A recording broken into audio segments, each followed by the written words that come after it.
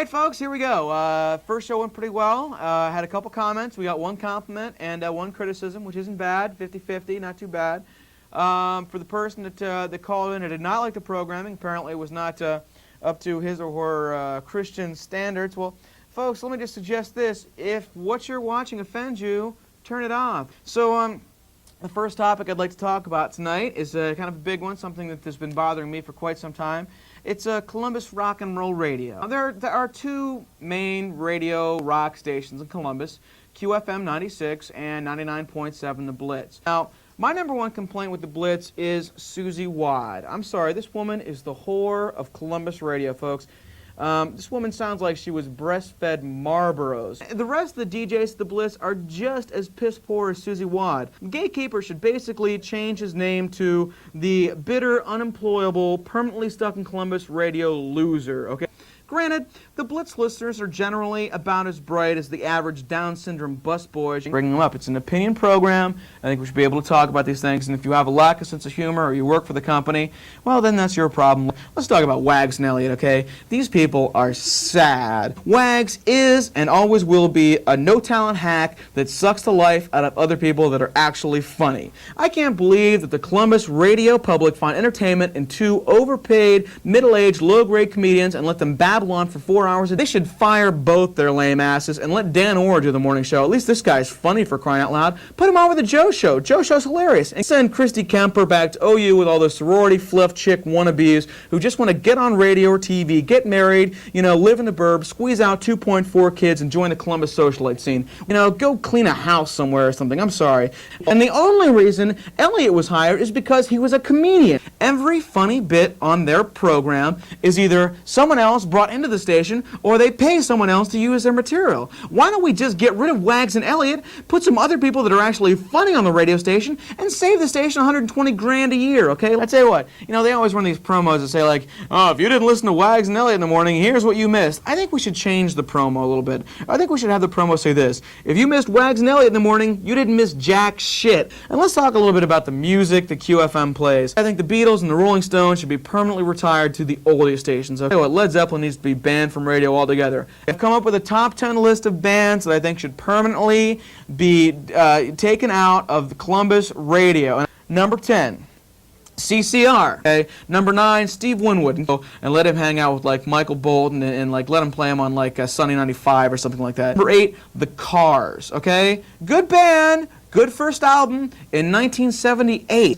They're still playing the same crap they were playing in 1978. I mean, the Cars didn't even perform live when they were still together as a band, folks. Number 7, Eddie Money.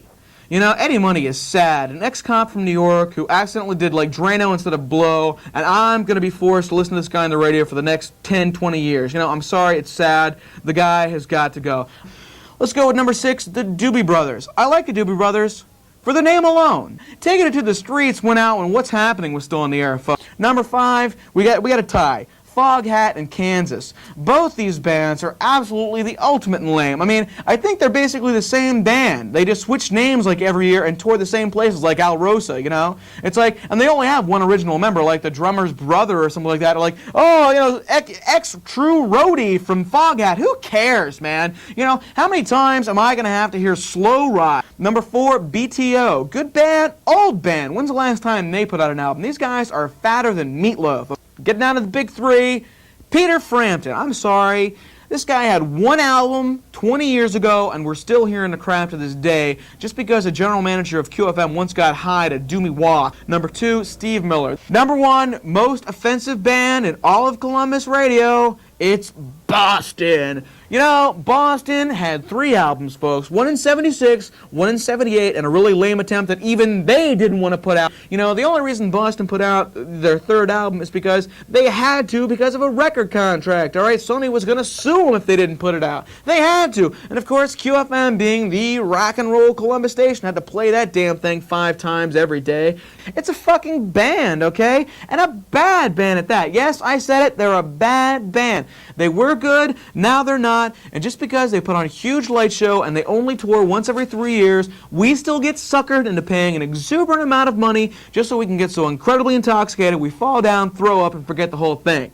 Just so 10 years from now we can say, oh, I was at Floyd, man. Well, what a promotional pile of bullshit that is. And you knew it was going to happen. I mean, the remaining 2 members of the band spent like half a decade farting around in the studio with an extremely overpaid producer going, can you make it sound like Roger's still in the band? Basically, that's all they did, you know, just to put out a lame album that they knew was going to sell 1 million copies. And of course, then they announced the big Pink Floyd tour. Ooh, they were only going to play stadiums, cost you $100 a ticket. And of course, QFM is the concert authority, has to talk about just the possibility of Floyd coming. They were running promos a month before the show was even announced. And folks, I was sick of about hearing about Pink Floyd a month before they even announced the tickets were going on sale. And now we're going to be forced to listen to Pink Floyd Mania until the goddamn day of the show. Look, I don't have enough money to buy enough dope to really enjoy hearing Floyd on the radio 24 hours a day, folks. Whew! Alright, so anyhow, on my next tirade, you know, since we're on the subject of music, I've added a few other bands to the list of overplayed rock and rollers in Columbus.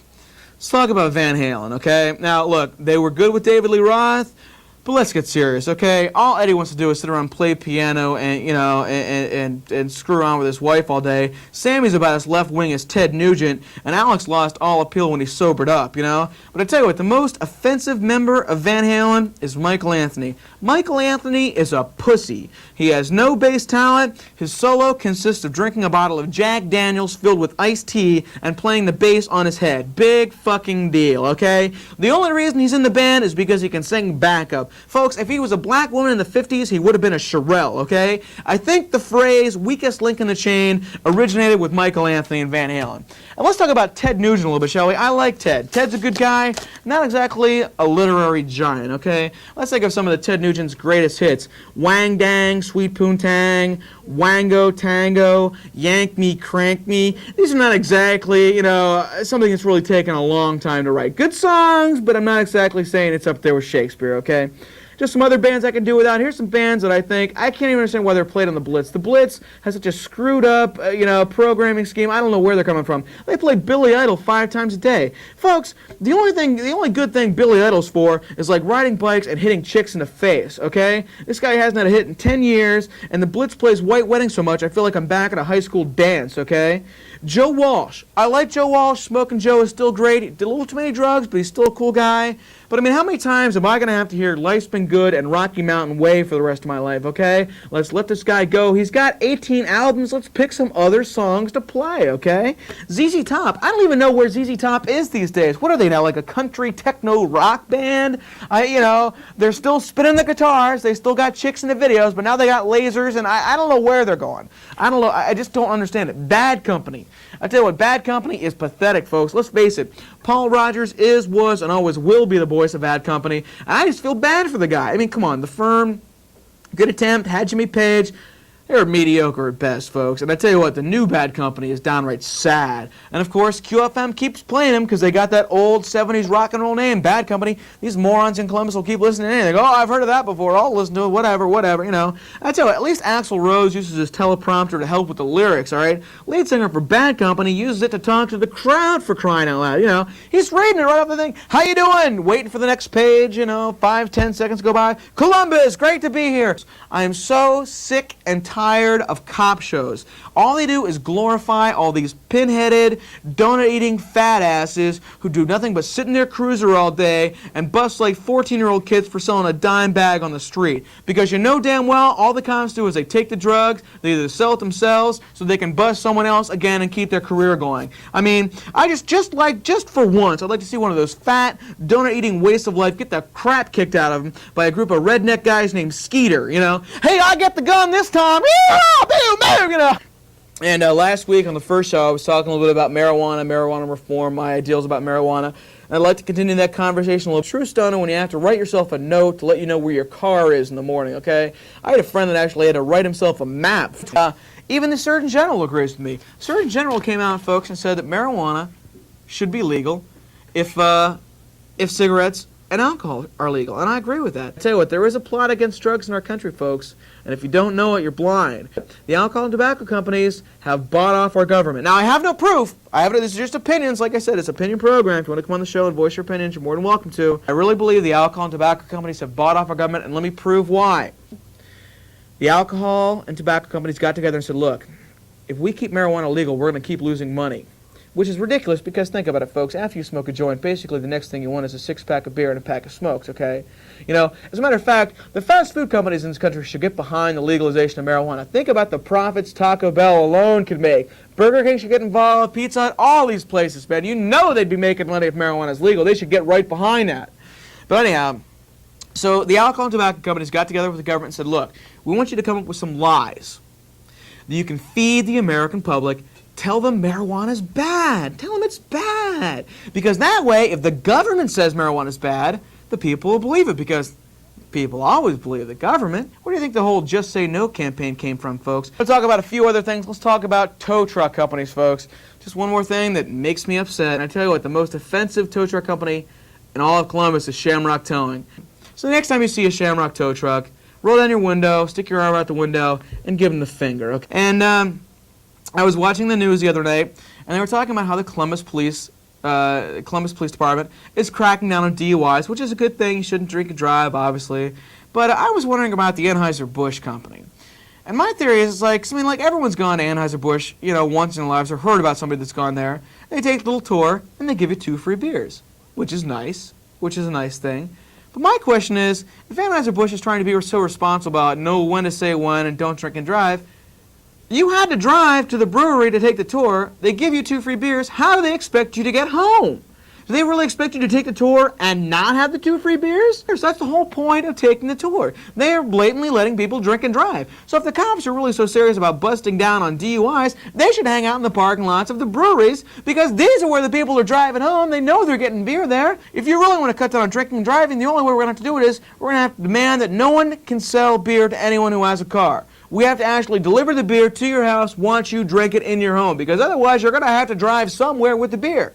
If you drive to go pick it up, you're going to have to drive home. What's to say you can't drink one of those beers while you're driving home? You can't prevent it. So let's just let it go, man. Just be a little careful on the road, okay, folks? I'm not advocating drinking and driving. Off the air, let's kill them, execute them, hang them. If you find them in the streets, go out and take them. No, I can't say that. I'm just kidding. It's just a joke. These are opinions, folks. So anyhow, you've been watching What the Hell Was That, and I thank you for watching. We're going to have a couple more programs here in the near future. And if you'd like to come on as a studio member of the studio audience, you're more than welcome to. We're looking for people to sign up for some of the special programs. Like I said, we're going to have a telethon for Satan sometime in the near future. We're looking for people to answer the phones, raising money for Satan. Looking for young, attractive women to dance naked and spend the money down for Satan as the cash comes in. So if you're interested in something like that, have them give us a call. And again, you've been watching What the Hell Was That?